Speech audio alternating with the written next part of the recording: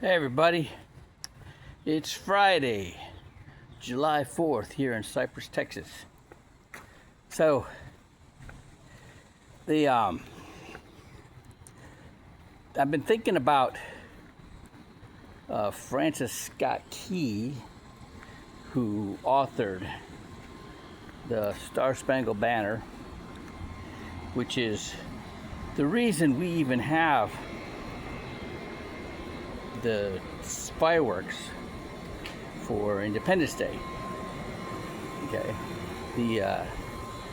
it's interesting because so July 4th, 1776, that was the date that the representatives from the first 13 colonies signed their Declaration of Independence from Great Britain, and which now they had to defend their country from Great Britain, who was already occupying these colonies, or our first 13 states. And it was hard.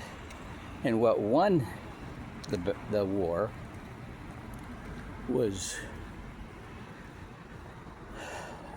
George Washington taking a few guys across the Delaware, the frozen Delaware, and snuck up on the Haitian soldiers, all right, and won the Battle of Valley Forge, right? But it was like, even though Cornwallis had surrendered, it was like a Cold War going on between the U.S. and Great Britain. And in 1812, the British had this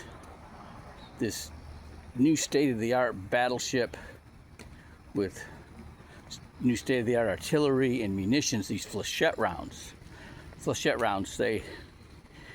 They do an airburst, and there's smaller projectiles that cover a greater area from there. They used to use them in Vietnam, and they were rusty nails.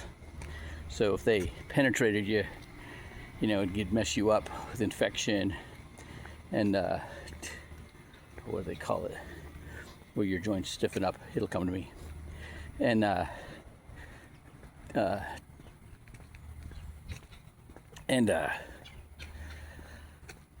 now they have, when I was in the Persian Gulf, they had these little darts that were covered with anticoagulant.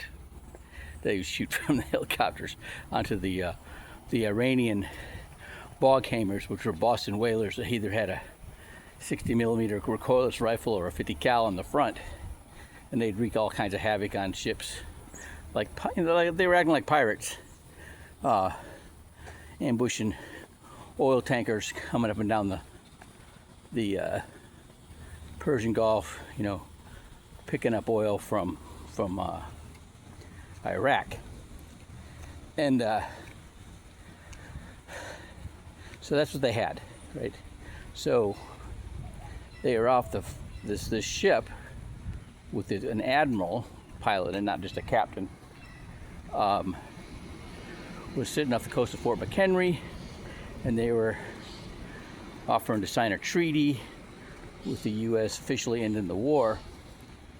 And Francis Scott Key was going to be the envoy that represented the United States to sign that treaty.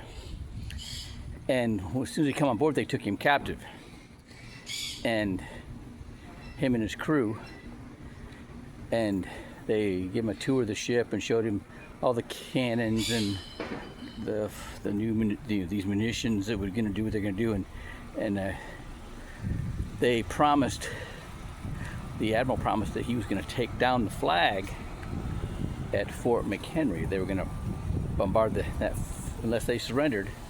They were going to bombard that fort all night. And then they let his crew go onto their boat, but they wouldn't let them go to shore. And they started bombarding the fort. And every time they thought they had a direct hit, they'd shoot up a flare, and every time the flag was still standing. And that happened all night long. And Francis Scott Key and his crew started getting encouraged, and that's right there, sitting in the boat, he started writing out the words that is now the national anthem, the Star Spangled Banner. And in the morning, the sun comes up, the flag was still standing, and the British admiral, was all dejected and felt like he failed, and he sailed away. And Francis Scott Key and his crew, they paddle ashore, and he gets on the boat, runs into the fort, and what he sees is a pile of dead patriots.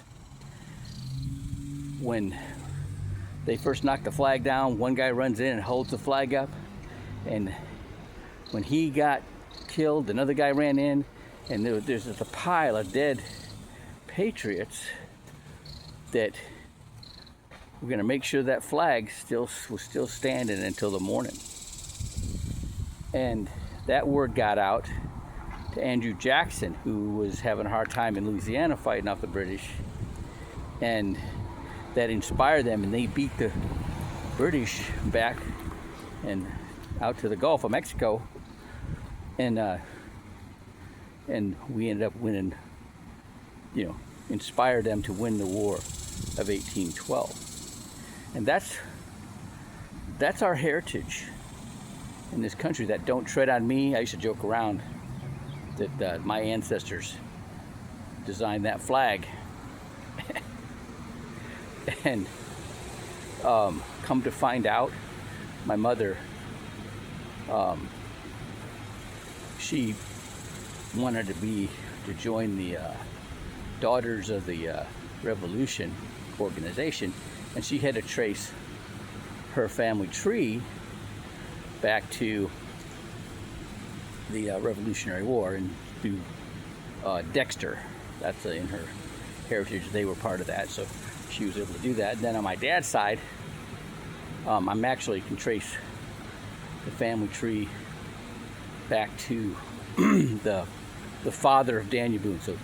So one of my ancestors was actually the aunt of Daniel Boone, 11 generations back. Okay.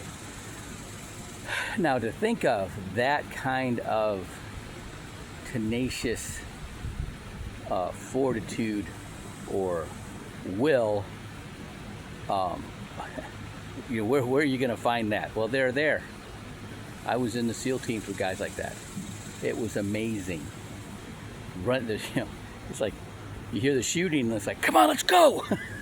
And that's how we were, right? And man, you hear guys in Vietnam talking about, being on a boat, going down the river, being on a PB patrol boat going down the river, where it's so narrow, the hull of the boat was scraping on the banks, and the Viet Cong were like right there, point blank range, shooting at the guys on the boat, and they're shooting back, saying like a wall of bullets was coming at you, and by the grace of God, they were missed. So there are those people in this country that have that, come and take it mindset. The don't tread on me mentality. And, that makes people nervous. And that might be a good thing. All right. Have a great 4th of July. But when you see them fireworks, now you know what they represent.